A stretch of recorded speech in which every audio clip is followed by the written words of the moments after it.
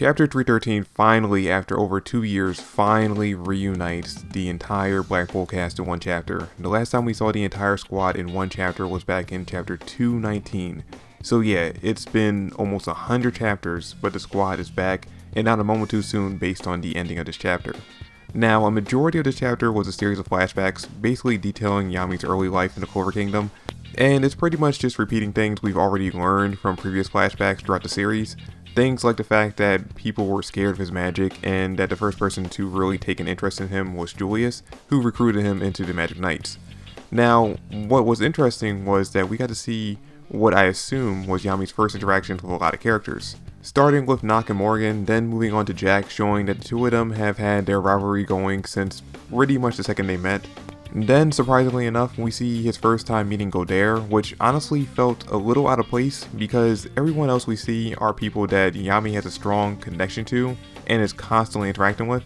And then we get this guy who, the one of 2 times we've seen Yami interact with him, I'm pretty sure he was using him as a surfboard to escape from Zagre's magic. So, it really just seemed like he was out of place here. But everyone else are pretty much the characters I'd expect to be here. I mean, personally, if I was Tabata, I would have replaced Godair with Marks because I feel like the two of them have a stronger connection than he does with Godair, but that's just me. And then we get a scene of Morgan basically telling Yami that he should create his own squad because he's naturally good at bringing people together, which at first he disagrees with, saying that that's Morgan and that he's more suited for that kind of role. But as we already know, as we see in the next scene, after Morgan died, Yami decided to honor him by both creating his own squad like he suggested, and looking after his brother. Although, as we already know, even though Nock did end up joining the Black Bulls, he did keep himself at a distance from everyone else. But anyway, this is when we get the reason why Yami filled his squad with the kind of people that he did, and I had always thought that it was just that he took an interest in these characters and that they were just kind of quirky and he thought they'd be a fun time to be around them.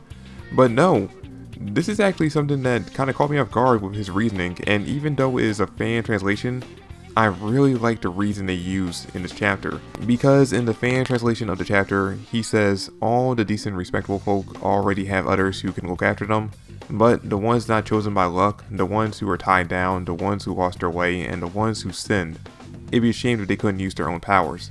So I'm going to make a brigade where they can run wild, and I'm going to get strong enough to keep a bunch of idiots like that together. And what I really love about this line is that Yami's basically saying that he wants to do exactly what Julius did for him. Take those that society had cast aside and give them a place where they can feel like they belong. And because he did that, each of the Black Bulls ended up becoming some of the most unique and most powerful non-captain rate Magic Knights in the Clover Kingdom. All because Yami gave them a chance instead of just putting them down like the rest of the world did. Then we end up finding out what Yami said right before Xenon kidnapped him, which is something I was interested in back when that happened originally because we did see him mouthing something but we didn't get to hear what the words were. But since it's been so long since we addressed that, I had honestly completely forgotten about it. But anyway, we end up finding out that what he said was live as you please. And given what we just talked about when it comes to his relationship to the rest of the Black Bulls, it makes sense that he'd choose those as his goodbye to his squad. Because, you know, he pretty much assumed that he might not ever see them again and that he would end up dying here. But as we know, with how strong of a connection he has with the Black Bulls and also some of the other squad captains, there was no way anyone was going to let Yami get kidnapped and not even at least try to make an attempt to save him. And as we end the chapter, we have the entire squad call out to their captain. And we've seen Yami react to them since chapter 311 when they were first on their way to breaking into the castle or the part of the castle where Morris was fighting against Dorothy. But in this chapter, he finally fully wakes up and sees his squad coming to save him. Well, I mean, everyone besides Nock, which by the way, we do get to see Nock at the end of the chapter. He's there with them, but he's watching from high up, because I guess he still doesn't see himself really as part of the team yet. But I'm sure by the end of the arc, he'll be right there with them when we get that money shot of the entire squad reunited together.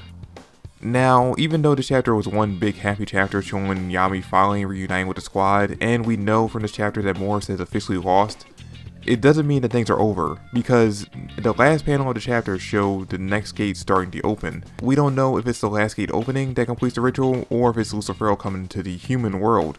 So that means we don't know as of right now what's going to end up happening to William and Yami. Does this mean that they're going to end up dying still? Normally I'd say no, at least for Yami, but this chapter was just like one giant red flag for him. And honestly, and I really hate to say it, but one way for Tabata to drive up sales for this newest volume would be to kill off one of the most fan favorite characters, and basically Yami fits the mold for that, because in basically every poll, Yami's placed in the top 5, with the exception of the latest one where you're still in the top 10. So yeah, from a sales standpoint, it would make sense to kill off this character that fans just love so much. Now personally, I don't think Yami's going to die. William maybe, but not Yami. But if they don't end up dying, there has to be a good reason for it. There has to be some excuse that Tabata can come up with that actually makes sense from a story standpoint that will appease the fans. Otherwise, the fans and the haters all together will have a field day with the next chapter. But anyway guys, that's pretty much it for this chapter. Thank you for watching the video, I really do appreciate it, and I will catch you all in the next one. Please like and subscribe, and comment down below your thoughts on the chapter. Thank you guys, and I'll catch you later. Peace.